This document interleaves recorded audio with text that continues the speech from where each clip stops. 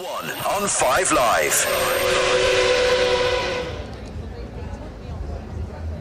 Hello and welcome to a gloriously sunny afternoon here at Silverstone Circuit, the location for our 11th stop on the 2023 Formula One World Championship. Plenty of people here in the F1 paddock as we get ready for FP2, the second practice session, as the teams and drivers try to perfect what they've got this weekend ahead of the British Grand Prix on Sunday. It's Rosanna Tennant with you down in the F1 paddock, and up in the commentary box to talk you through the next 60 minutes is F1 commentator Harry Benjamin and former reserve driver for the Mercedes F1 team and Jaguar Formula E driver Sam Bird. Good afternoon, guys. The conditions are beautiful, aren't they, Harry? I imagine you have an incredible view from the commentary box, and there's such a unique atmosphere here, the home of motorsport at Silverstone. It really is, and it all built up really on Wednesday and Thursday, and yesterday was absolutely packed, and there was not even any Formula One on-track action. But as we look over our commentary box view, which is sort of a triple window that we have just above the Haas F1 garage, the grandstand opposite us on the Hamilton Straight is absolutely packed to the rafters. It was already pretty full for free practice 1, but ahead of free practice 2 it is fully stocked and everyone is eagerly awaiting the track action. But I hate to be the bearer of bad news, because the start of free practice 2 will be delayed. We have no idea why, we have no idea the reason for it. We had a few red flags in the Formula 2 qualifying where some barriers had to be repaired, and there was a few off-track incidents, but they managed to get the session done and dusted. So I'm not sure if there was too much overbearing issue there, but they might just be having another check of how the barriers are intact. But FP2 slightly delayed. Well, don't worry, that gives us plenty of time to chat about all things F1 as I'm standing here in the F1 paddock, music blaring in the centre of the paddock, and I'm just watching former team principal of Ferrari walking down the paddock. Mattia Binotto is in town this afternoon. Quite an interesting spot from me there. Perhaps he's here to talk to people in the paddock, maybe teeing up a new opportunity in the future for himself. Who knows? I still hark back to an interview I did with him in Abu Dhabi last year, and I asked him, will you be here next year, Mattia? And he said, yes, I will be here. He lied to my face. Still can't quite get over it, almost 8 months on, but here we are. Sam Bird, this track, we've seen a few drivers getting a little bit squirrely already this weekend. It's one they know well, so in this particular practice session, what will they be working on, given they have such experience around this track? Squirrely, I like that word. I think that's a great word. I'm back to my country file. In this session, obviously, they need to find a compromise between long-run pace and qualifying pace. You'll see quite a few people going out, posting a time on the medium or the soft compound tyre, and then you'll see people jump onto the medium or the hard and do a much longer run just to suss out what the tyre life is like, and maybe towards the end we might get some real fast runs. But we'll see a good mixture between quali efforts and also long run pace in free practice 2. Plenty going on, and if you're with us earlier on for FP1, you'll know that we're back to the normal race weekend format. Last weekend in Austria, it was just the one practice session that the drivers had to get ready for the sprint weekend. It was a pretty action-packed weekend, I have to say. So this weekend gives us a little bit more breathing room, a little bit more time for the drivers to feel their way into the weekend. And the conditions are absolutely glorious. Very breezy, actually, now that I'm down here and really thinking about the forecast. How does that affect the cars around this track, Sam? It really affects the cars around this circuit. This is a very flat area of Oxfordshire, and you remember this used to be, back in the day, 80 odd years ago, this was effectively an airfield. We've constructed this magnificent circuit over the last God knows how many decades. But there is quite a lot of wind out there. If you've got a tailwind into Copse, for example, you're going to get a lot of understeer. If you've got a headwind into Copse becomes a really easy corner. So it depends on the wind direction and how strong it is. Also, if it's very gusty, some corners can be very tricky. Remember, these cars are really set up for aerodynamic grip, and if you've got wind affecting that aerodynamic grip, the cars can be quite a handful. Lots for the drivers to be thinking about as they head into this second practice session then. And in terms of where we left things at the end of FP1, Harry, Max Verstappen with a sizable lead over his teammate Checo Perez, but I imagine Checo takes confidence from the fact that he is right up there in sort of the sharper end of the grid, rather than making foolish mistakes like he did last weekend in Austria. Yeah, absolutely. And in Austria, he had a good comeback drive. He shouldn't have had to start from where he did, but he was another victim of the track limits. But that was last week. This is this week, and he was up there. It was again a bit ominous though from his teammate Max Verstappen, who was going for another win around the British Grand Prix. But I think Perez hopefully has been a bit buoyed by Austria. He had coming off a bit of a rough patch in form, and Fernando Alonso was catching him up in the driver's standing, so he has got to keep one eye behind him. One of the big standouts though for me in free practice one was Alex Albon up there in third in the Williams. So, the weekend where they're celebrating 800 Grand Prix with a special livery to celebrate being one of the best British British constructors there is on the grid. They got a Union Jack flag adorned and embedded into the blue livery on the rear with 800 on the side pods written on. Brilliant result from Alex Albon. Yes, it is only practice, but with these new upgrades that Williams have been running since Montreal, Albon has been a man on a mission. So we've got a 10-minute delay for the start of FP2. We think it is probably due to the support category before F2, their qualifying session, perhaps just meaning that the track wasn't completely ready for the F1 teams to head out. So just making sure everything is ready, and then we'll get things underway. So a 10-minute delay to the session, which should have started at the top of the hour. So 4:10 should be when we see cars heading out to the end of the pit lane. And we saw a lot of track activity actually over the course of FP1, which I really like. I like it when they're getting out there, making the most of the conditions, and conditions that could change over the course of the weekend. We know what a British summer is like. We may well see some rain. We've had serious rain over the course of this week already in the lead up to the British Grand Prix. So plenty to look out for when it comes to the weather forecast over the next few days. But interesting that they wanted to get out there and get some good dry running in. And we saw quite a lot of people, didn't we, with aero rakes attached to the front of their cars, lots of sort of metal furniture towards the front of the car, a lot of Flovis paint. So teams really keen to get an idea of how some of the upgrades they've brought to the track were performing. And so I'm sure in the last hour or so, Sam, they'll have been poring over that and extrapolating all the data that they gathered so that that can help them throughout the weekend and actually even more into the season.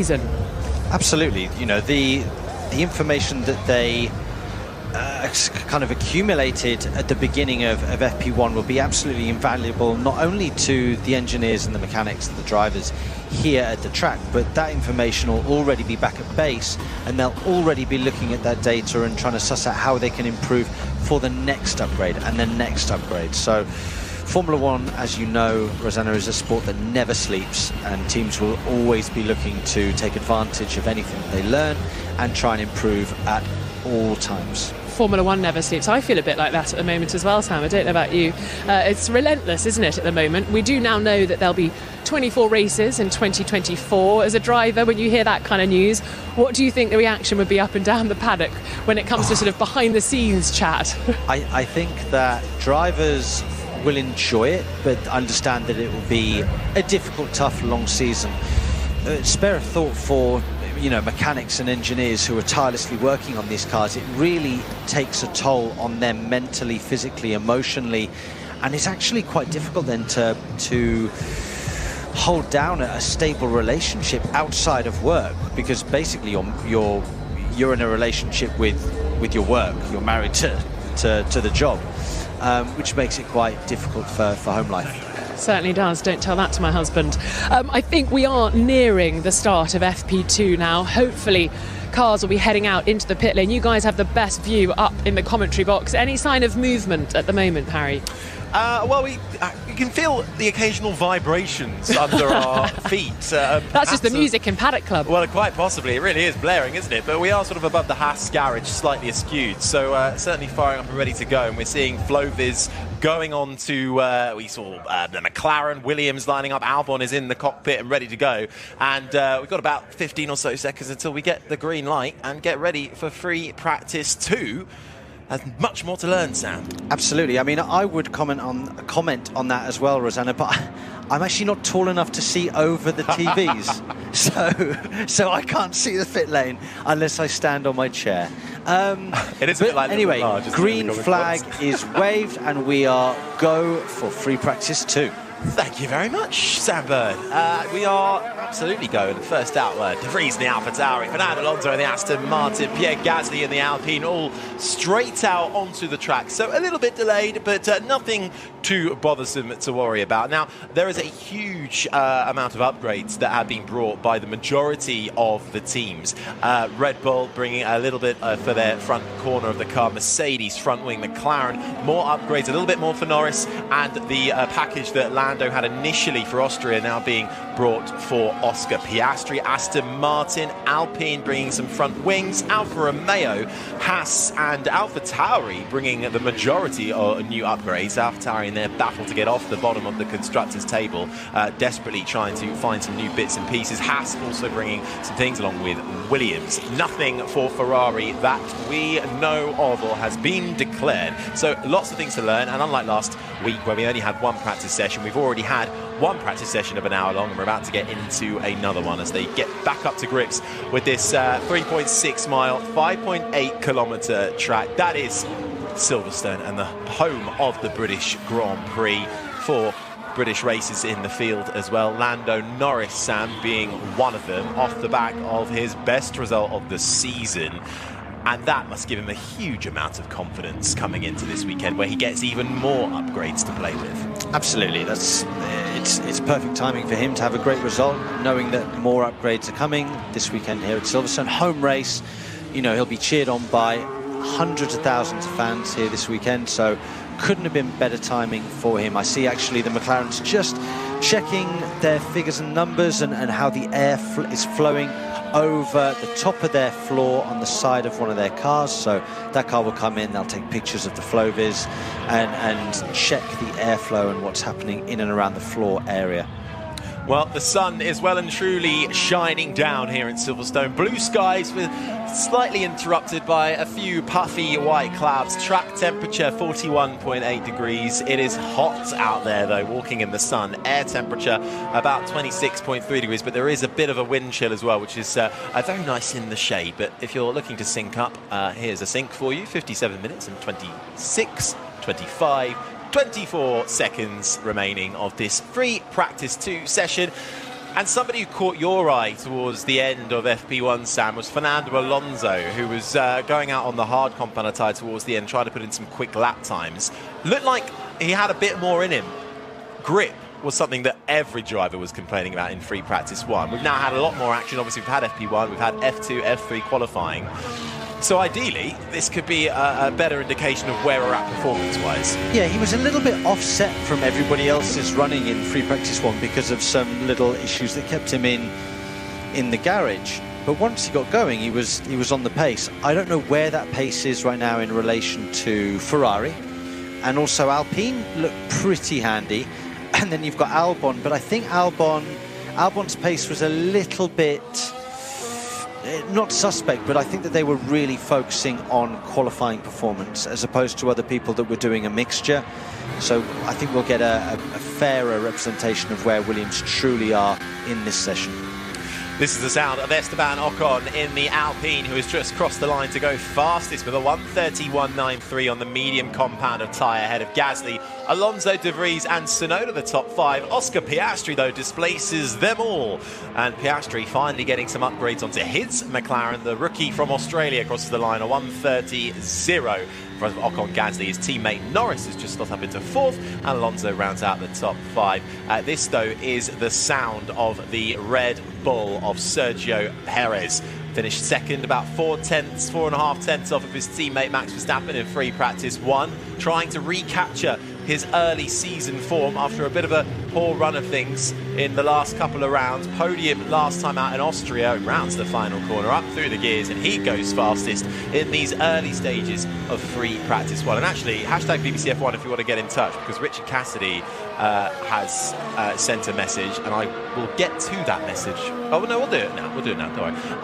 Verstappen goes fastest, 4.5 tenths ahead of Perez. It's almost identical to the end of FP1. But that ties in really nicely with this. Richard Cassidy has said Verstappen all but guaranteed to win the British Grand Prix, but who's going to come second? That's pretty much where F1 is this year. A question though, how much difference does the car suiting the driver make? If the Red Bull didn't suit Verstappen, but Perez loved it, would the positions be reversed? Would it be Verstappen who is 4.5 tenths down on Perez? No, I don't think so. I don't think there's a 9/10 swing. But it would certainly be an awful lot closer. We saw at the beginning of last year, especially, I think the Red Bull was a more understeer-based car, and Max didn't like it. And then they transformed the car to being quite edgy and quite nervous, and all of a sudden Max Verstappen came alive, and it was Sergio Perez that didn't particularly enjoy the balance then. So the Red Bull car is suited for Max Verstappen far more than Sergio Perez, but Max Verstappen could drive a Sergio Perez car, I think, nearly or just as quick, if not very slightly quicker than Sergio. Yeah. That's just the talent that he's got. I'd like to see Verstappen in an AlphaTauri and see what he can do. How about that? But Lewis Hamilton just having a little bit of a moment coming into the last couple of corners, getting the rear all out of sorts. Mercedes have been complaining about the rear end of that car on both sides of the garage, and Hamilton, this is the sound of him, comes across the line to end that lap. But let's head down to Rosanna Tennant in the pit lane. Thanks, Harry. Yeah, I'm outside the Ferrari garage of Charles Leclerc, and having just heard from the team, there is an electrical issue with his car. So the car is up on jacks, mechanics trying to obscure the view from me and several media who are down here trying to get a better understanding of what's going on. Front wing is off. Charles is nowhere to be seen. So an electrical issue for him. Not a great time to be having that, but I guess way better than having it tomorrow afternoon in qualifying. But still, I'm sure Ferrari are keen to get out there and keep on understanding the car, which I think has been something very critical for them over the last few races. Yeah, actually, look, it was the sprint shootout, wasn't it, last week in Austria, where Carlos Sainz in the Ferrari had an issue with his brakes and had to miss the majority of SQ1, the first part of the shootout qualifying. They managed to get it fixed. It was a race against time, and he got out with about less than 5 minutes remaining and managed to put it P1. So they can do it under pressure, but you'd much rather have these kind of issues in practice. It's a bit like what they're for, but ideally it does set you back, although Ferrari not having any upgrades for this weekend, so very much is. Well, none that we've heard of anyway. None that we've declared. Yeah, exactly. So we'll see how Leclerc gets on, and we'll give you updates. He is the only one in the pits because Kevin Magnussen has just come out for an outlap. So for Magnussen in the Haas, he's the last one to set a competitive lap time. This is the sound of Oscar Piastri in the McLaren, who crossed the line second. Verstappen fastest still, a 1:29.5. Strong from Piastri, very strong, I've got to say. 2.5 tenths off Max Verstappen. That is his second lap though, and he's gone much quicker on his second lap as Lewis again. The rear of the car it looks like a handbrake. It really does when he's going into the corners sometimes. And it's on both cars, because we saw it in FP1, George Russell having the same thing coming into, it was Brooklyn, wasn't it? Where he had that moment, run deep, the rear really kicks out, you get a big snap on the steering wheel and then you have to go deep. So clearly the rear end of both Mercedes needs some work doing for both of those drivers to feel a bit happier. Verstappen, Piastri, Perez, Ocon and Gasly is the top 5. Russell, Alonso, Sainz, Logan Sargent has just popped up into 9th in front of Lance Stroll in the top 10. Norris, Tsunoda, Zhou, Albon, Bottas, Hulkenberg just gets into 16th as he comes across the line in front of De Vries. Hamilton, who we've just been talking about having a few issues, down at 18th. Kevin Magnussen is currently coming through the middle sector now on a personal best lap time, so his first proper run. And Charles Leclerc with electrical issues confined to the garage for the time being. Meanwhile, his teammate, Carlos Sainz, currently lies 8th, we're just seeing a replay of the Spaniard getting a little bit out of sorts coming through the right-hander of Stowe. Or as Rosanna would say, squirrely. Squirrely. It's a good description. Squirrely, absolutely. Yeah, most people are struggling with a little bit of lack of grip so far here at Silverstone this weekend. The track is very green, which means that you don't have as much grip. I'd say that the worst car, Joe Radio. I need your box, it's broken. Maybe another steering wheel to be ready. We will change steering wheel outside and then we continue. Okay, so Joe needs a new steering wheel. I'd say that the car that looks the biggest handful is the Mercedes. I'd also say AlphaTauris don't look particularly good, but you know we want to will on the Mercedes duo this weekend. 2 Brits driving for them. We desperately would love them to do well, but it just looks like a bit of a handful at the moment, doesn't it? That the rear doesn't want to play ball. They can't attack any of the corners. They can't attack and try and combine longitudinal grip and lateral grip. Having said that, as I say that, Lewis Hamilton pops in a lap to go third, 4.5 tenths off Max Verstappen, but it's still 4.5 tenths. It's still, and Piastri is ahead of him as well in the McLaren. That was the Sander Zhou Guan Yu just pulling out of his pit box. New steering wheel fitted to that Alfa Romeo, and away he goes. So let's see if that sorts out the Chinese racer's issues with his Alfa currently. But just back on Mercedes, they brought a front wing end plate and a front wing this weekend to try out. So it's all front focused, not so much on the rear end, which they'll try and dial out as the weekend goes on. What is Max Verstappen's teammate doing? Sergio Perez. Well, this is his car coming through, you can hear coming through the final corner now, and he goes fastest, a 1:29.451, less than a tenth between himself and Verstappen. And then Pierre Gasly in the Alpine has just come across in third, so pretty tight at the top, but it's early days. It's quite interesting, the medium, everybody's done out push, cool push, and the second push has been quicker than the first push. And obviously Gasly's done the same, but on the hard compound. So these higher compound tyres can definitely last multiple laps. We saw it with the soft, even in FP1. Lap 2 was quicker than lap 1 for most people. We're going to see some faster times maybe on lap 3 on the medium, and then they'll get into their long runs, and hopefully later on we'll see some soft compound running. I should say as well, in regards to the tyres, this weekend is the debut of the new slick tyre construction, so newly designed by Pirelli to deal with the loads that are going on to were going on to the previous incarnation of tyre. Up till now, they were a bit worried, especially when you get to a track like Silverstone, incredibly fast, where you have experienced tyre blowouts before. Think of Lewis Hamilton winning on 3 wheels. Think of 2013, there were multiple tyre failures during that race, which forced a whole rethink of the tyres for the rest of the year. But Pirelli getting ahead of the game, and a bit of a head start, really. The idea was to bring the next year, but they've hurried it up after testing post-Barcelona. So something to bear in mind as well. This is the sound of last year's winner here in the British Grand Prix. Carlos Sainz in the Ferrari, the highest man in the driver's standings right now, who has yet to score a podium. And I've said that to multiple people so far, and they always go, what? Really? Can't believe that. Best result so far, 4th place right at the start of the year. Still 10 points ahead of his teammate though, and comes around the final corner, and he goes fastest, a 1:29.0. He is on the medium compound of tyre, as is everybody, bar Norris on the hard, Stroll also on the hard along with Tsunoda, Albon and De Vries.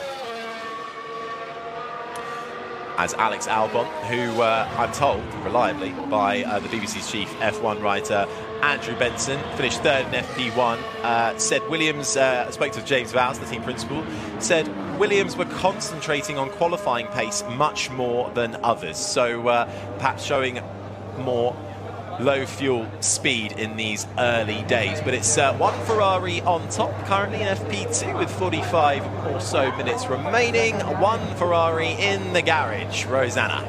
Yes, not looking good for Charles Leclerc's Ferrari at the moment. I can't tell you how many people are in the garage. So many. There was a wall of mechanics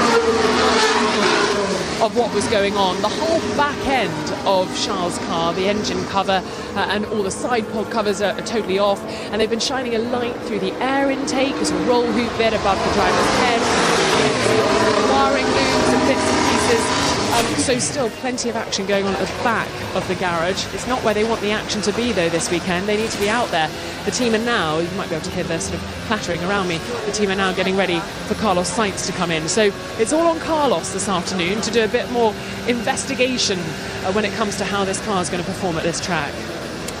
Thanks, Rosanna. So, not good news for one side of the garage. That was the sound of Lewis Hamilton you heard in the background. We had a brilliant visor camera view of the 7-time champion coming through the final couple of corners, and he rounds the final one now across the line and puts his Mercedes up into 4th. It's Sainz, Perez, Verstappen, Hamilton, Gasly, Piastri, Norris, Tsunoda, Albon and Ocon the top 10. On Ferrari, Sam, Austria last time around, bit underwhelming for Mercedes and Aston Martin, who are in this pretty tight fight for second in the constructors. Only 3 points between Mercedes in second and Aston Martin in third. But with a string of decent results for Ferrari, and they showed huge pace in Montreal, but qualifying they had to start all the way from the mid-pack. Do you think Ferrari can maintain this steady improvement that we're seeing? And really, we're going to have a three-way fight for maybe four. You can't rule out Alpine, maybe you can. This three-way fight for second in the constructors with Ferrari catching. They should. Well, they've got no excuses, really, have they? They should be second in the constructors. They've got the car to do it, and they've got the drivers to do it. Yet again, too many errors. Collectively, as a unit, as a group, as a manufacturer, too many errors costing too many points. You know, Aston Martin, bless them, they've got Lance Stroll, who's a good driver, and they've got Fernando Alonso, who's world class, and they've got a very good car. But Ferrari, I think, has the edge on them on pace, or has done for the majority of the season. Yet too many mistakes has cost them too many points. Yeah, and you're not the only one to say that either. 43 minutes and 53 seconds remaining. Sainz, Perez and Verstappen, the top three at the moment. We're still awaiting for any kind of update from Charles Leclerc's side of that Ferrari garage. He is confined there for the time being with electrical issues. So let's see if, with one hand tied behind their back, theoretically, in FP2, all hopes on Carlos Sainz to try and get the most out of this Ferrari car as they try and bring themselves back into the fight for second. The midfield fight, though, is really hotting up, especially now some big upgrades are starting to be introduced. Alpine bringing some new things, Haas, Alfa Romeo, and McLaren, though, off the back of Austria with a huge upgrade for Lando Norris getting up into fourth. They're bringing more upgrades this weekend, so everyone's very excited to see what Norris and Piastri could do in the British Grand Prix this Sunday. Rosanna's outside McLaren. Yeah, and it's currently P4 for Oscar Piastri, who's about to come down the pit lane and be received by his mechanics. Meanwhile, it's P7 for Lando Norris. And we were told this morning by McLaren that, yes, Oscar Piastri has got the upgrade that Lando was running last weekend in Austria, but Lando's got extra special things as well. He's got a new front wing. And so at the moment, well, that's Oscar coming in with a lot of Flovis over the rear wing of his car and down around the exhaust. Lando had a lot under the side pod and over the side pod of Flovis, and I've just been watching a mechanic scrub it off, making sure it's all gone. So I assume they've done all the running they needed to around that for Lando's car. Obviously super important when you're running a new front wing to see how the air travels over that and then over the rest of the car behind it. So hopefully Lando will be out again soon. They told me this morning that they're not running the same front wing over and over again. They'll be running the old one versus the new one to get a nice comparison on how it behaves. So Oscar being backed in now, Lando being cleaned up and hopefully sent out quite soon back into the FP2 session. Thanks, Rosanna. 41 minutes left of free practice 2. Carlos Sainz has the fastest time for the time being with on the medium compounded tyre, a 1:29.0, 3.5 tenths clear of Sergio Perez and Max Verstappen. Then it's Piastri in fourth, as we said. Hamilton, Gasly, Norris, Tsunoda, Albon, Ocon, the top 10. But actually, a lot of people, Sam, are in the pits. We've got Alonso out there on an outlap. Who else? We've got Zhou's out there as well. But really, everybody else is in the pit lane. It's that quiet time now, isn't it? Where everybody's done a couple of laps. Now everybody will be probably refueling and doing a longer run, seeing where their long run pace is, and then later on we're going to see some more qualifying laps on a soft set of tyres.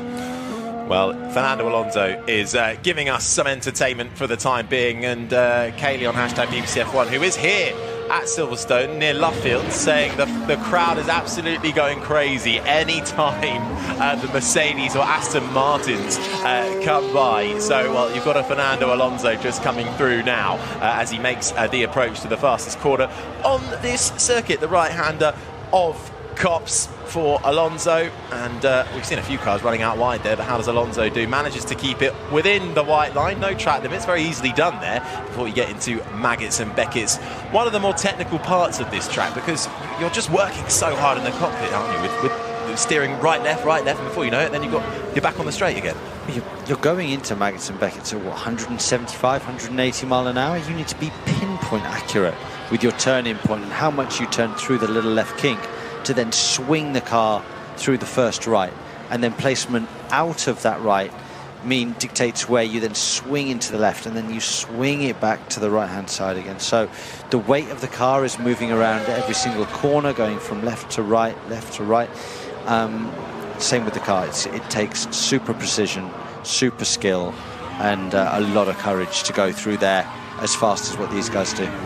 Was this, you've won around this track, Sam, was this one of your favourite tracks? You know, the British bias aside, I mean, we all talk about, what do I know, I'm not a driver, but everyone talks about this as a fan favourite. You were harping on about something earlier, about how you drove on a simulator and you were brilliant. Yeah, I was really good. You were really and I picking actually had a yourself passenger lap once with Oliver Behrman, the F2 driver, who nearly made me feel sick afterwards. Okay, good. But is it an enjoyable track to drive? It is an amazing track to drive, but it gets even better when you're fast. When you're fast around here and you've got a lot of downforce and you're feeling quick, there's few circuits that can rival and even fewer that can beat this one. Well, we're on board with Max Verstappen at the moment in the Red Bull, and he's just coming to the approach of the Wellington Straight and currently down in 4th, so trying to find a little bit more time. What's he out there? He's on the soft compound of tyre now, I believe. Rosanna, I'm hearing you've been out in a car around here before. How did you get on?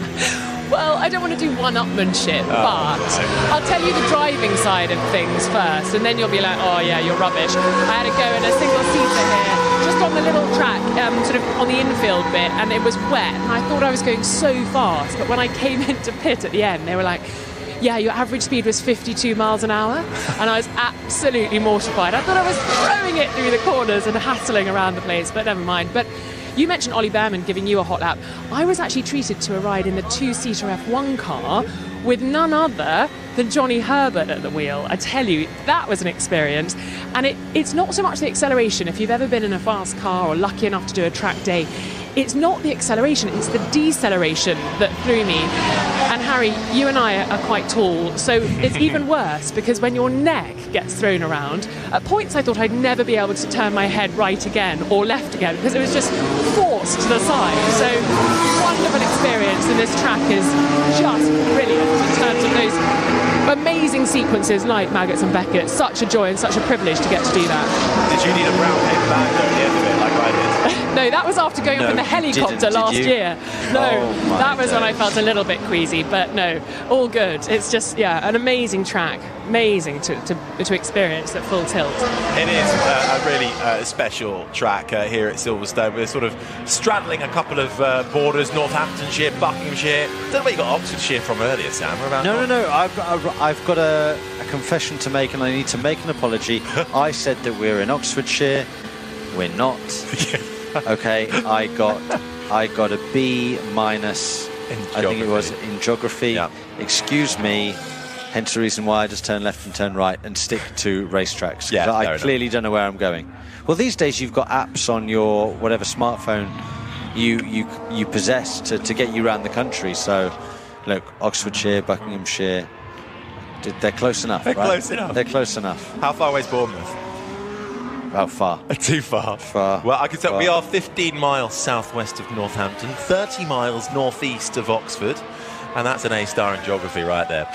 But back to the track action, shall we get? 36 minutes and 24 seconds of free practice 2 remaining. Verstappen is fastest at 1:28.0. Mere hundredths ahead of Carlos Sainz in second, and Alex Albon popping back up into third. They are all on the soft compound tyre, as is Perez behind. Sargent rounds out the top 5. Stroll, Alonso on the softs up into 7th. Then 2 medium compound runners, Piastri and Hamilton, and then Gasly on the hards rounds out the top 10. Then it's Norris, Tsunoda, Russell, Ocon, De Vries, Zhou, Bottas, Magnussen, and Hulkenberg, who is currently on for a personal best. He is on the soft tyre, down in 19th, looking to find improvement. Charles Leclerc, though, still not out of his garage. A reminder that he was struck with electrical issues early on and has been confined to the Ferrari garage since about last time we saw him. He was out of the car and walking back towards where the engineers debrief. You just heard the sound of Alex Albon coming across the line. That was to set his third fastest time, as team principal James Vowles has a bit of a smile and a bit of a raise of eyebrows and a glance to his left. I think he was a bit surprised that Albon was able to put it up into third fastest, because on the softs he's only 2/10 off of Max Verstappen right now, which is mightily impressive. It is, and it's great to see a little bit of a resurgence from Williams. They are the team that kind of got me into racing when I was a kid. You know, watching the Rothmans Williams cars from 1994, 95, 96, 97. They were incredible cars, and they were so successful back then. And you know, it's been sad to watch them go through some severely difficult times, obviously then with the passing of Frank Williams, and now it kind of changing hands and moving out of the Williams name directly, although it's there on the door, it's not owned by them.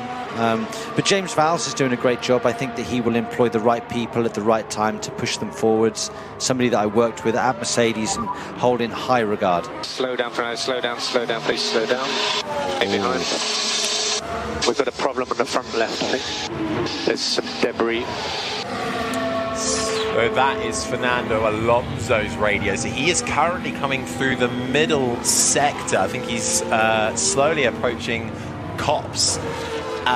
Not great news for Alonso, being told to slow down, possible debris that he's either hit or collected. So we'll see. I imagine he'll come to the pits at the end of this lap. But back on Williams, celebrating 800 Grand Prix. This would have been on the dot, their 800th Grand Prix this Sunday, but because of everything that happened with Imola and the flooding, meant that we had to possibly reschedule, most likely cancel that Grand Prix. They're celebrating it across this weekend and the Hungarian Grand Prix weekend as well. So brilliant, a milestone, a massive milestone. But as you say, Sam, the results haven't been there, despite they've had some excellent drivers. George Russell most recently coming up through the ranks. Well, I'm pretty sure still their last podium, their last Stroll. My mirror is broken. Need a box. I have a broken mirror. Okay, understood. It just snapped. And that's Lance Stroll, who's currently trying to hang on to his left side mirror before it falls off as his teammate comes into the pit. So double trouble for the two Aston Martins. And I tried to get to the end of my point about Williams. Their last podium was George Russell, of course, technically in Spa with the race that never really happened. But then you've got to go all the way back to Pastor Maldonado, who we were talking about in earlier in FP1 in that 2012 Williams. So brilliant to see the resurgence. Logan Sargent, though, pressure on the American rookie to try and match his teammate, or at least be a lot closer. Yeah, I think there is starting to be a case for Williams to at least be speaking to other people about the second seat. I think Logan has, to be fair, somewhat struggled so far. We're seeing a replay now of Fernando Alonso. Is there anything to see there with regards to debris? I certainly didn't see him hit anything, so that was a bit strange. But going back to Williams, yeah, they need two drivers to be threatening to score points, and it would be so great for many reasons to see them threatening for podiums again. Can you remember when we went to the new regulations 2014 and you had Felipe Massa and Valtteri Bottas regularly, and I mean regularly, scoring third and fourth places all the time? They were the next best team, predominantly because of the Mercedes powered engine that they had. If you had a Mercedes engine in 2014, you were going to be on the podium, and it was the factory team in Williams who had that. But it would be so good for Formula One and so great for Williams to start getting results again. I mean, if you've been to Grove, you will have seen their facility. They've got some great personnel. They've got some great facilities. It would be great to see them scoring points on a regular basis. It really would. More than 100 wins, 7 Drivers' Championships, 9 Constructors' titles, and their last win being, over a decade ago. And we want to see them back and regularly up into the points and even threatening for podiums. I think they are certainly a fan favourite. But we have heard a lot from the two Aston Martin boys recently, one with a broken mirror and one with some possible debris. Rosanna, can you give us any more information on that? Yes, absolutely. Both Aston Martin drivers are back in the garage. Lance Stroll with a problem with his wing mirror. They look like they're fixing that. And then that noise you can hear is on Fernando Alonso's car. The mechanics were quick on the front left tyre. The tyre came off. A couple of mechanics were checking the damage on the sort of rim of the tyre. So feeling all around it, checking where where it had been damaged by the debris he may have run over on track. And then on the cake tin, the main part of where the tyre is then fixed onto the wheel, they peeled off a sort of rubber strap around it and then got out a wire brush and gave it a really good scrub to make sure that no residue was left on there. They've just fitted a new one around it, and I'm sure the tyre will be going back on soon, but just a little bit, a little bit of masking tape. There you go. We're getting all arts and crafts on you down in the F1 garages. We know so many cars are actually held together with tape in various places over the bodywork. So black masking tape being wheeled out. Actually, it's almost more silver now. It's catching the light of this glorious summer afternoon.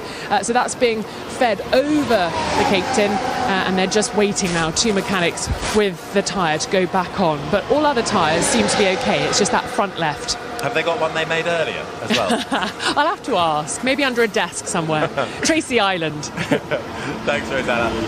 Okay, less than half an hour left of this free practice 2 session. Lando Norris is out on track and making his way around on the newly re-liveried, I should say, McLaren. They've, as part of a sponsorship deal, they've gone back to the Chrome days when, remember the Vodafone McLaren Mercedes, the Chrome livery they had from 2007 to 2013, and even before that as well, Hakkinen and Coulthard era of McLaren, but very much Lando Norris saying it was certainly Hamilton in that Vodafone McLaren livery that he loved, and he's been persuading and trying to bend the ear of Zak Brown to change the livery, and they've done it for this weekend as part of a tie-up with their sponsors, but they still kept some of the papaya orange. But it's quite a nice look, but also it's covered in green Flovis paint as well, so it really is a whole rainbow of colours right now for Norris, who's just coming towards the end of the middle sector and is on for a pretty decent lap on the soft compound tyre. Well, you say pretty decent, but it's still 7.5 tenths off after 2 sectors. I would have hoped for Norris's sake that with this new upgrade, I believe this is the upgraded front wing on the car currently, that he would have been a little bit closer to the likes of Perez, Sainz, even Sargent's looking pretty quick at the moment. As Norris stays in 14th place, he had a little bit of an overcorrection in the final sector. Not the best lap. No, it went away from him, didn't it? And you're absolutely right. And that was the sound of Norris coming across the line and then just lifting off the throttle and finding a bit of space to get out of the way of the cars coming through. Well, it's working for Piastri at the moment. I mean, he is still 8.5 tenths off as it currently stands, but he's up there in 9th. So I wonder how much of their hand Lando Norris is showing right now. This is part of a huge upgrade that McLaren are bringing over the course of 3 races. This is the second race. They introduced pretty much, I think, about 50% of it in Austria, all on Lando's car. They're bringing that upgrade to Oscar Piastri this weekend, giving another 25% to Norris, and then the final sort of 25% will be for the Hungarian Grand Prix. Okay. So that's as I understand it at the moment. So it's a big overhaul, because we know even coming into the season, Andrea Stella, the team principal, said, well, look, we know we are not hitting any of our targets. It is nowhere near the kind of car that we thought we would produce, or what's going to be where I remember having these conversations, and they knew that they had their backs against the wall from the get-go in Bahrain. So this is almost now, here we are, this is where we should have been at the start of the year. Kind of, yeah. But it's quite interesting that the driver with the older front wing is in front of the driver with the new front wing. Sometimes these things take time to iron themselves out and find, different setup characteristics for a front wing that generates downforce, more downforce, or downforce but in a different way, and what areas of the corner that it works in better than it did before. And you might need to adjust your ride heights, your bars, your springs, your cambers, things like that, to adjust for a new front wing and what downforce it promotes. But question for you, can you remember a time in Formula One, a specific race here, where the driver with the non-upgraded front wing went and beat the driver with the upgraded front wing? Quite a famous one. Can you remember what year and what drivers? And it all stemmed from qualifying, a big incident in qualifying where front wings were swapped. Was it McLaren? No. Oh, shocking knowledge. Red Bull. Mark Webber. Not bad for a number 2 driver. Yeah, not bad for a number 2 driver. Shocking. That is shocking. But I forgot it was specifically to do with the front wings. I forgot you hadn't been to a Formula One race back then. You know, it was too early for you. Well, You're still too young.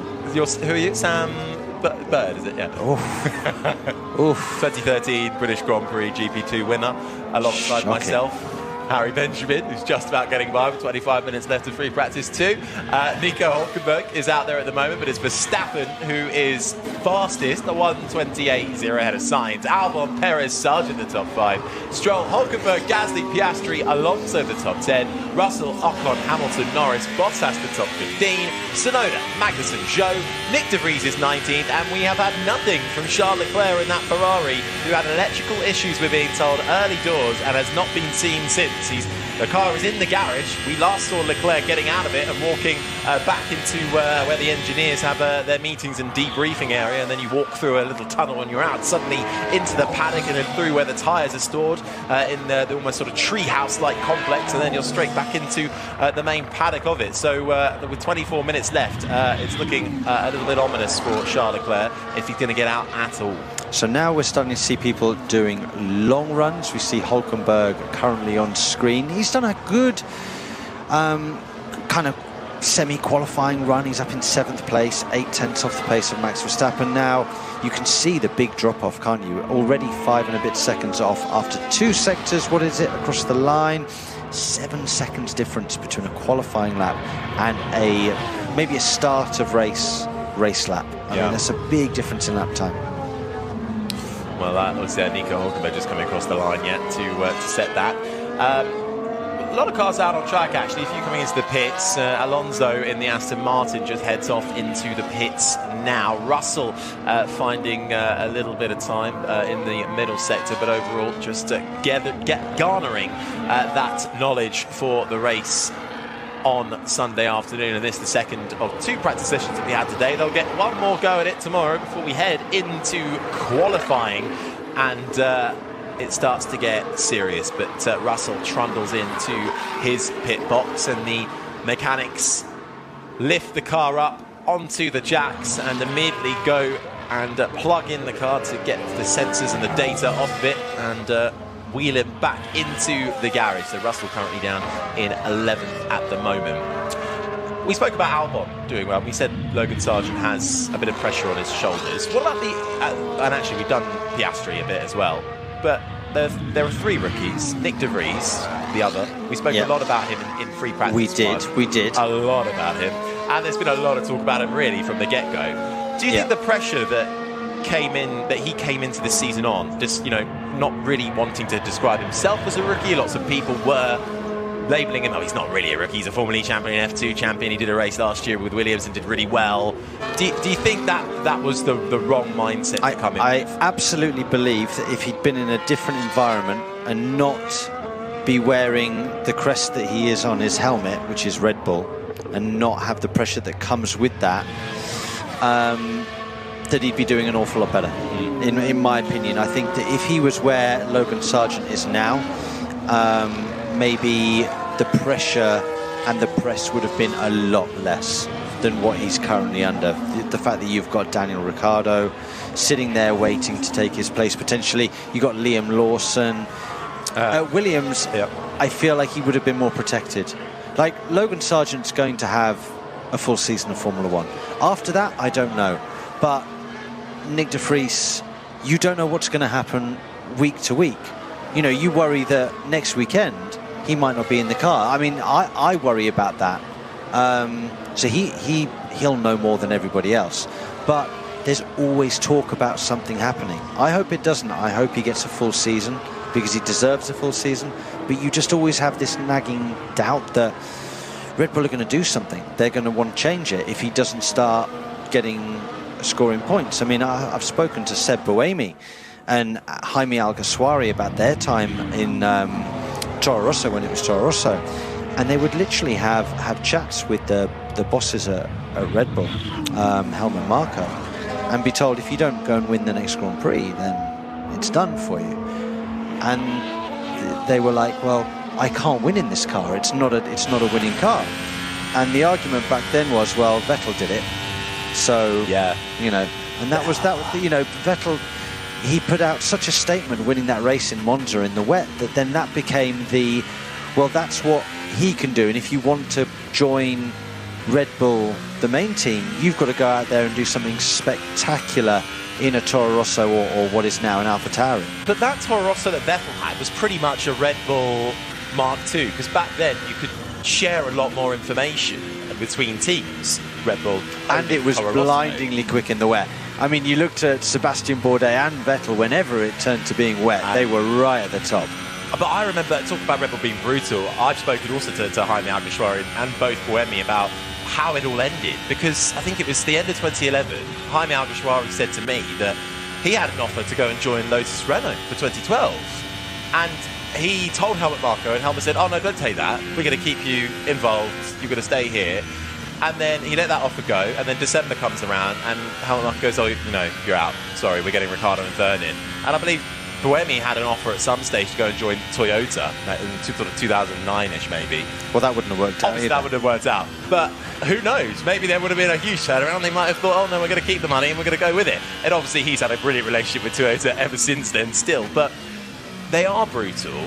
And I think it was Helmut Marko, who is the Red Bull driver advisor, on a podcast recently saying quite publicly that he wanted Nick de Vries, he wanted to give him a go. Christian Horner wasn't a big fan. And when you say that publicly, that's harsh, because you're going to see that as a driver, and that's going to have some sort of effect on you. Yeah, being comfortable mentally is very important, and feeling loved within your own team is very important. And if you don't feel that backing, it can be detrimental to lap time. It really can. Not everybody's tough and hard, and you've got to be mentally resilient to everything. A lot of these guys will use mind coaches. Just got a stone that hit my finger. Copy that. Got it bad, but I'll keep going. Ooh, a stone into Lance Stroll's finger. We had that with Romain Grosjean a couple of years ago in the house. I think it was it Hockenheim? Yep, it was indeed. And let me tell you guys, it sounds like nothing, but when you're doing 160, 170, 180 mile an hour maybe, and a stone hits you at that speed, it's like a bullet. It is really, really painful. Well, he's still going on out there as Lance Stroll, but I wonder if he'll come into the pits and have a little breather with his hand. He's currently 6th fastest at the moment. When you were involved with Mercedes, were you part of? They didn't really have a junior program. Or no, I was kind of reserve? pre-junior program. It was like the last one of the Ross Brawn people. So were you looking around for junior programs? Obviously Red Bull was full swing there. Did you ever I was too old to be junior by that point. I was too old. Do you know? No, I nearly had the Caterham drive. But then Marcus Ericsson came along with a lot of money, and I didn't have a lot of money. I had about £6.75 in my back pocket, and Marcus had a very big backer from Sweden. So, and he's gone on to great things. Marcus, he's Indy 500 winner now. Nearly won it twice this year. Nearly did win it twice. That would have been. And there is a Swedish flag opposite us in the commentary box on the opposite grandstand. I wonder if they're listening. I bet they are. Big Eric Wave it fans. if you are. No, they're not. No, I think it's the wind. It moved. We'll call them listeners. But of course, opposite us is a grandstand that is absolutely jam-packed. And we've got British flags. We've got a lot of Lando Norris merchandise. He is very good at selling his merch and getting the fans involved. Fluorescent bucket caps all around. And there's a few Mercedes caps as well, along with some Williams get-up too, supporting Albon, currently up in 3rd. But with just over 15 minutes left on the clock in free practice 2, the last of the practice sessions today. We'll get another one tomorrow. Verstappen is fastest on a 1:28.0. He set that on the soft compound tyre. For the Sainz, Albon, Perez, Sargent the top 5. Stroll, Hülkenberg, Gasly, Piastri, Alonso the top 10. Zhou, Russell, Ocon, Norris, Hamilton, Bottas the top 16. Magnussen, Tsunoda, Nick de Vries 19th and last. Leclerc with electrical issues confined to his garage. But we had a few fast lap times, but certainly getting in some data and knowledge on the race pace that we might get for Sunday's Grand Prix, or might see for Sunday's Grand Prix. So some long runs in process there. On about long race pace, we have some information that is always great. Now, we always enjoy this time. It's time for our favourite jingle in Long Run Corner. Long Run Corner with Andrew Benson.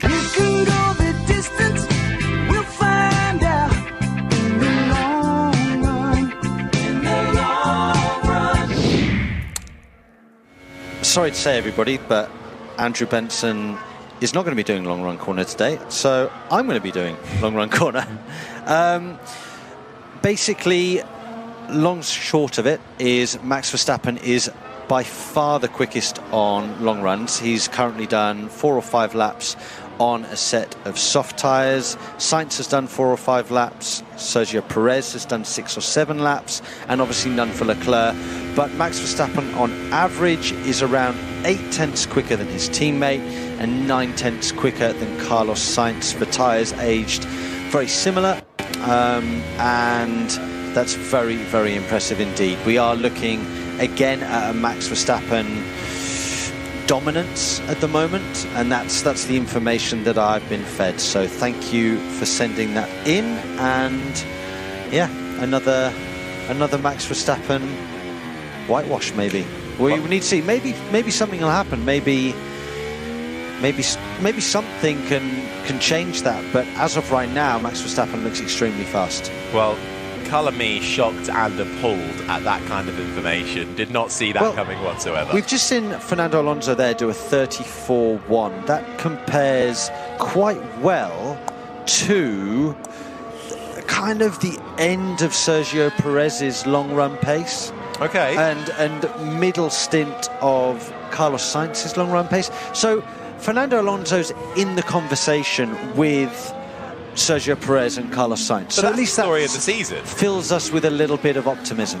Well, that's the story, though, isn't exactly, it? Take out Verstappen and Red Bull, and the fight is actually pretty tight. But right now, Verstappen, once again, looking very much at home.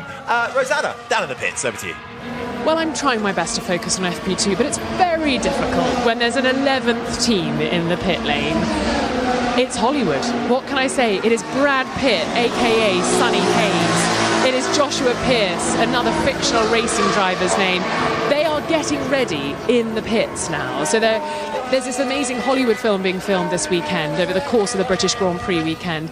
They're getting ready to do a sort of driving activity, I think it's listed as in the schedule, around the track to get some footage of Apex GP, again, a fictional team in this Hollywood blockbuster by Apple Original. Lewis Hamilton's the executive producer. It's a serious thing. I'm watching. It's mad. I'm watching a full pit crew get ready. They're all in their overalls. They're all putting helmets on. I need to find out if they're actors or if they really are mechanics who know the business. But it's fascinating watching what's going on in this garage that's sandwiched between Mercedes and Ferrari in the pit lane. So the 11th team gearing up, ready for a little bit of track action once FP2 is finished. I can't tell you, it's amazing the lengths they're going to replicate what goes on in Formula One. We've got real front wings here. I've got a real car in the garage under wraps as well. Amazing stuff. But I must focus on FP2, so I was getting distracted by the promise of Brad Pitt and Hollywood. Well, I don't blame you, Rosa. That was the first thing I did when I got to the track, because I went down to have a look at the garage. Because these cars, it's a modified F2 chassis that, with Mercedes' help, has been designed basically to look like an F1 car. And it's a brilliant livery as well. It sort of harks to the Rich Energy Haas F1 team days. It's sort of there's a lot of golden flicks to it. And inside, now I was looking from the pit lane side, but you could see inside the garage, it was top tier stuff. And I actually bumped into you, Sam, when I was having a little mosey down the paddock. You said, I'll have a look inside if you get the chance, because it's the stuff that some top teams or some midfield teams would absolutely kill for. Well, you say that, so it's done absolutely superbly. Do you know that that's all made out of wood? And no. Then, yeah, it's all made out of wood to make it look perfect, and then it's glossed over and painted perfectly. So it's not real, but it's done so well. As George Russell is sliding all over the place, and we've seen that all day today. Mercedes have been struggling from the word go today. George Russell in 12th, Lewis Hamilton down in 15th. That's not what the British fans want to hear. No, it absolutely isn't. Struggling for pace at the moment. It seems we are in FP2, so we're getting long run data there, but it's not looking good for Mercedes after an underwhelming Austria. Really struggling with grip out there, and we've seen multiple times both cars struggling with the rear end of that Mercedes as well. This is the sound of Esteban Ocon in the Alpine, coming through Magnussen, Beckers, the left-hander, then the right-hander, which brings you out onto the hangar straight, up through the gears, 6th gear for Ocon. He's on a slow lap, gathering long-run data, but he's currently down in 13th with his fastest lap time, and he was actually a man that was worried by Lando Norris and McLaren. They're in a fairly tightish fight. There's I think there's about 18 points separate them. Yeah, so it's fairly tight for 5th in the constructor standings at the moment. So Alpine bringing some upgrades this weekend, and Esteban Ocon said, well, we really need to make these count, because if you look at the jump that Norris made, and if they're able to carry that form, we're going to have some hard work on our hands. It's going to be McLaren versus Alpine once again. And where's Gasly actually on that? He's down in 8th at the moment, so he's actually quicker than his teammate on the soft run tyre. But Verstappen, fastest of them all, in front of Sainz. Albon, that time holding in 3rd. Perez, Sargent, the top 5. Stroll, Hulkenberg with a good lap time in his Haas. Haas got him up to 7th. Then Gasly, Piastri and Alonso, the top 10. Williams has some legitimate pace this weekend. With Sargent really being up there as well. Yeah. He's just under 7/10 off of Verstappen. Albon just over 2/10 off. I think they're going to be smiling come the end of this session. I think that they'll be cautiously optimistic. You never want to get ahead of yourself in this field, but they'll be going into meetings later on this evening thinking, wow, like, how are we going to keep the car there? What do we need to do to ensure that we can get a 2nd row or a 3rd row start? Because that's, after the sessions today, that's got to be the aim. That's got to be the goal, to try and secure a 2nd or 3rd row start.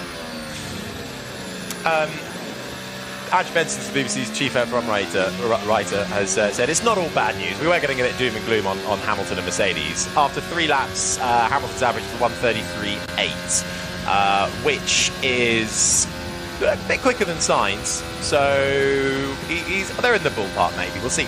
This thing is, this is practice. It's so hard to tell exactly where everybody is until you get to qualifying. They absolutely, as you know, if he's got similar race pace to Carlos Sainz, that's great. But where's their 1-lap pace? Yeah. If he's going to qualify down in 12th or 13th, it's okay. He'll move forwards, fine, because he's Lewis Hamilton. He's one of the best racers that we've ever seen, and their car should be able to move forwards. But there's something missing from that Mercedes still. We thought after Barcelona, we thought, wow, they've cracked it. Good job. They're moving forwards. They've made gains. But the last 2 events have not been that strong. They really haven't.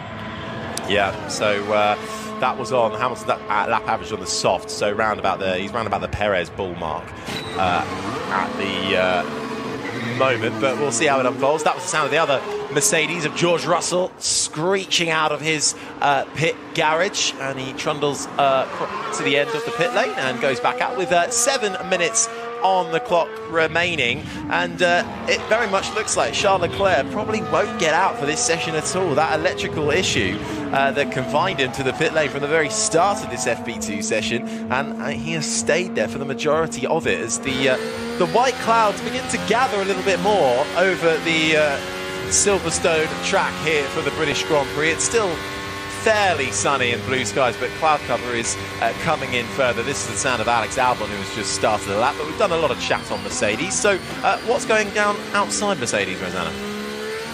Watched George Russell perform a pit stop in the pit lane, and there was a little bit of problem on the front right tyre. The wheel jack, I just put my teeth in for a second. The wheel gun got stuck, and it was the chief mechanic, Matt Dean, who just said slowly, sort of put his arms up and was like, steady, steady, steady.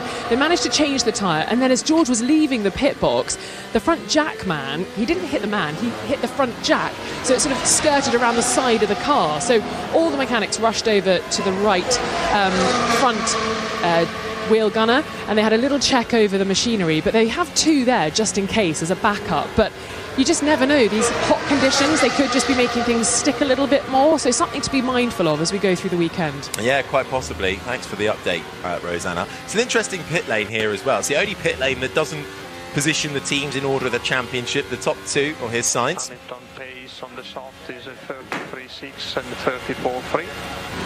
That is fast. Okay, well, so it really isn't all doom and gloom then for Lewis Hamilton, especially if you're Carlos Sainz and looking at that pace, being told what is Hamilton's pace on the soft. So clearly enough to raise an eyebrow from the smooth operator and the winner of the Grand Prix last year. So let's see how it all pans out across the rest of the weekend. But yeah, it's the only pit lane that does not have the positions of the teams in order of championship. The top 2 are sort of in the middle because it kind of dips. And then we also have the addition of the 11th team, Apex Grand Prix, which is just after Ferrari, I believe. And then we are above the Haas garage, which is the first that you approach when you enter the pit lane. So it's a little bit of a jumbled up order, but it's a lovely view that we get, and the people in the fans in the grandstands get of the pit lane, overlooking it, and see all the engineers working hard, and the mechanics too. And the pit walls are sort of attached. They're raised on a little concrete platform in front, as they can then be a little bit higher up, get a better vantage point of the main straight. But after a delayed start to this session, less than 5 minutes remain. And the big standouts for you so far, Sam? I mean, the standout is Williams. They've found something round here that is working brilliantly. Alexander Albon driving he's had one of the standout seasons so far. Him, I'd say Tsunoda and Alonso have been very, very strong this year. And then Logan Sargent in P5. You know, really strong day. Hulkenberg up in P7. I think that Piastri's done a nice job as well with his upgrade. The disappointments for me are, obviously Mercedes. I'd love to see them both a little bit higher, but their long run pace looks reasonable, and a little bit worrying for AlphaTauri with both cars in 18th and 19th. Work to do for Ferrari. No time for Leclerc, which is obviously worrying, and they only get half the data for the team. But Carlos Sainz at least is right up there. Normal service resumed for Max Verstappen. Absolutely. As you mentioned, AlphaTauri, they are the team that brought a raft of upgrades. Things for the floor, diffuser, engine cover, rear suspension, rear wing, beam wing, all to enhance their performance. So a bit of an overhaul for AlphaTauri. But right now, it is Tsunoda down in 18th, Nick De Vries down in 19th. But with 2.5 minutes left of FP2, as the sun starts to come into the commentary box and absolutely blinds us in the eye. We've got no blinds in here. We need to bring that for tomorrow. The one thing I would say about Williams is we just need to be. It's very exciting, and they're doing a great job. But we just need to be wary about maybe the weight of the car with regards to how much fuel they're running. Typically, other teams will run heavier than Williams on a Friday. Maybe they are running a little bit lighter than normal this weekend to showcase a bit more speed. Maybe third and fifth is a little bit too far up, but maybe they're still in the top 10. Well, either way, certainly Albon and Williams have made incremental steps over the last few races, which is brilliant to see. In this ever increasing battle in the midfield that we are really enjoying. You know, if we look at the Haas's, the Alfa Romeos, the AlphaTauris, the Williamses, it's such a tight fight. And in this competitive age of Formula One, where reliability is actually quite good, it feels almost a shame that sometimes they'll get an amazing result, but they'll only get 1 point for 10th place for it. But that's where they are in the pecking order. Yeah. I mean, sometimes you can have a brilliant race and you only come 10th. Sometimes you can have a scruffy race and come second. I mean, it depends on what car you're in, how you drive, the people around you. It's motorsport's funny like that. But that's why we love it. Yeah, when you're a Haas and you're having, particularly Nico Hulkenberg, you're having some great qualifying pace, but you are dropping like a stone in the race, and you just can't understand why. I mean, how difficult is that from a driver's perspective to deal with? Because really, if you're going to have it anyway, you want it the other way around. Yeah, absolutely. However, he can hold his head up high every night and say, I've done the best I can. I've driven the wheels off the thing and I couldn't have left anything else out there. He can go to sleep without any problems. It's when you've started to make mistakes or you think that you didn't drive at your best, that's when things become more difficult in your own head. But I'm sure that Nico, again, he's been one of the standouts this year as well. He'll be able to rest easy. I got the opportunity to interview both of them last night, and they are great fun. Nico absolutely loves ribbing Kevin Magnussen any chance he can get, and you know they've had a bit of fair share of off-track incidents as well as on-track over the years, very well documented. But they really do get along quite well, and I was told good for Steiner has not had to tell them off once so far this year. So I think that's probably a record for a Haas driver right now. So Kevin Magnussen, though, admitting himself work to do when it comes to qualifying, and right now he is down in 17th, whereas Nico Hülkenberg is up in 7th, but the entire field covered by just under 1.5 seconds. Leclerc, no time from him, as we mentioned, with electrical issues, but I believe that has brought out the checkered flag, and we are done and dusted for free practice 2. And at the end of all of that, Max Verstappen was fastest with a 1:22.0. But before I do the rundown, Nick De Vries, who was 19th, has had a spin. Box, slow in. We just had a puncture now. Nothing was to see before. So that was his engineer on the radio. So puncture, and we can see it. That front right, Sam, is deflating and deflated. Absolutely not ideal for Nick De Vries, but can we see a replay? Yes, yeah, the front right has deflated. He should be okay, he'll get that back. Okay, the floor and front wing might be a little bit damaged, and clearly that tyre has seen better days. Very strange though, he was running absolutely fine before. Maybe some debris, because that's just happened under braking. And we're just seeing a different angle of it as well. As soon as it happened, obviously the front right starts to lock up and smoke coming off it. This is the sound on board Nick De Vries' AlphaTauri as the sparks fly from the underneath of that car. I wonder, I'm hoping it's just because he's been running that tyre for a while, because Pirelli bringing in a new slick tyre construction this weekend to basically avoid the tyres exploding at this kind of track, because that's something they were slightly worried about. The strain of these cars on the tyres is something that they underestimated at the start of the year, so we'll see how that works. I take it back, he didn't spin, it was coming into turn 3 in Village where that incident happened, and he just went straight on and rejoined the track with that deflated tyre. But at the end of FP2 then, Max Verstappen is fastest, ahead of the Ferrari of Carlos Sainz and the Williams of Alex Albon third. Then comes Perez and Logan Sargent rounding out the top 5. Stroll, Hülkenberg, Gasly, Piastri and Alonso the top 10. Zhou, Russell, Ocon, Norris, Hamilton the top 15. Bottas, Magnussen, Tsunoda, De Vries was 19th. No time and no track action for Charles Leclerc in the Ferrari. Thank you very much, Harry, and thank you, Sam. So Verstappen on top once again, and once again Alex Albon up there. But Sam, I was interested to listen to what you were saying about the potential low fuel running that Williams were doing. Does that mean they're putting it all on Saturday and all on qualifying to set themselves up for Sunday's race, or are they doing something different? I think they're trying something different. You have to remember as well, this is a little bit of an anniversary for them, so they want to put on a bit of a show, showcase a bit more pace. We've seen that done with this team before, most famously probably 2012, and they do have a little bit of pace at the moment. I just don't think it's quite 3rd and 5th best. I think that maybe they're running, I'm speculating, 15 kilos lighter than some of their rivals. There's something sticky under my chocolate foot, I think the tape or whatever. It's a bit hard to get my foot off the pedal. That was Max Verstappen.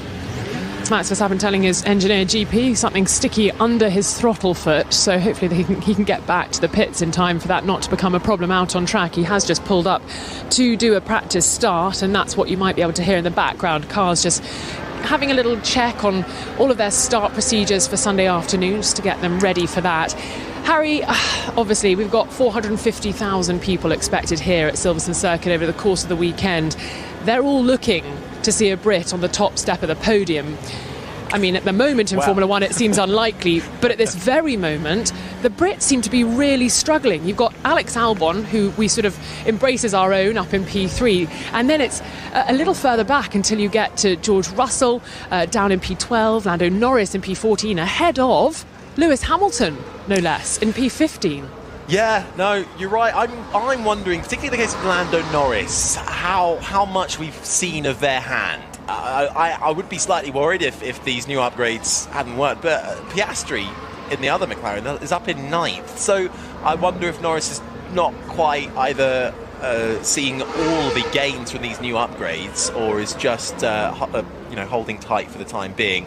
But yeah, slightly worrisome. But Albon, British tyre racer, up in 3rd. We'll hang on to that. Can you check the cockpit while we stop? There's something flying inside the cockpit. Copy, John. We will. Yeah, where my pedal box up.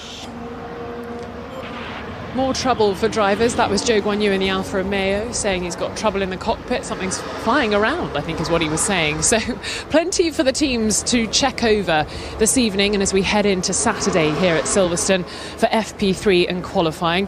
Harry Benjamin and Sam Bird, thank you so much for talking us through that last 60 minutes, the second practice session ahead of the British Grand Prix on Sunday afternoon. Conditions absolutely glorious here at Silverstone at the moment. Just a few clouds here and there in the sky. Will that be the same tomorrow when we meet again for FP3? We'll be talking to you again at 11:25 ahead of that third practice session on the BBC Sport website. You can also listen on BBC Sounds, and of course we have qualifying to come tomorrow afternoon. It was Max Verstappen on top today in both FP1 and FP2. It seems that he has got it all under control in that Red Bull. Just a quick one before we head off. I'd love you to check out the Checkered Flag podcast, the preview for the British Grand Prix. Jenny Gow was back in the paddock yesterday interviewing Sir Lewis Hamilton, her first interview since that terrible stroke she suffered at the beginning of the year. It is an incredible listen, so please do go and find the Checkered Flag podcast wherever you get your podcasts. Hopefully you'll enjoy it just as much as we have. Well, thanks very much for joining us on the BBC Sport website. We'll be back tomorrow, as I say, from 11:25, but from Harry, Sam and me, Rosanna Tennant, it's goodbye.